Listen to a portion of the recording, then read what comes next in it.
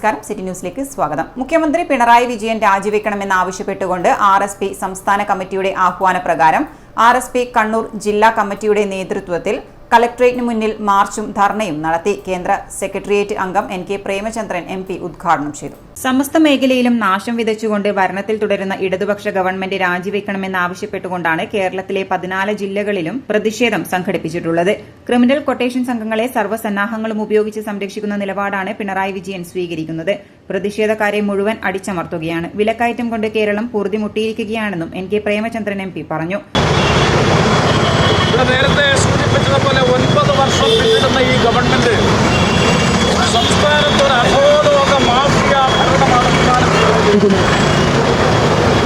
സകല അധോലോക മാഫിയ ശക്തികൾക്ക് വഴിഞ്ഞാടാൻ അവസരമൊരുക്കുന്ന നിലയിൽ ഈ സംസ്ഥാനത്തിന്റെ സർവ്വ നന്മകളെയും തകർത്തെറിഞ്ഞുകൊണ്ടാണ് കേരളത്തിൽ പിണറായി വിജയന്റെ നേതൃത്വത്തിലുള്ള ഗവൺമെന്റ് മുന്നോട്ട് പോകുന്നത്.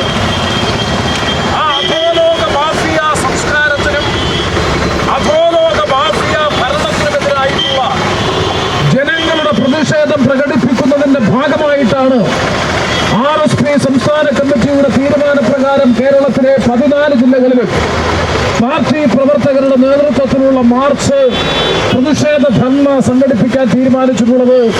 RSP ജില്ലാ സെക്രട്ടറി V മോഹനൻ സ്വാഗതം പറഞ്ഞു. സംസ്ഥാന സെക്രട്ടേറിയറ്റ് അംഗം ഇടവനശ്ശേരി സുരേന്ദ്രൻ അധ്യക്ഷത വഹിച്ചു.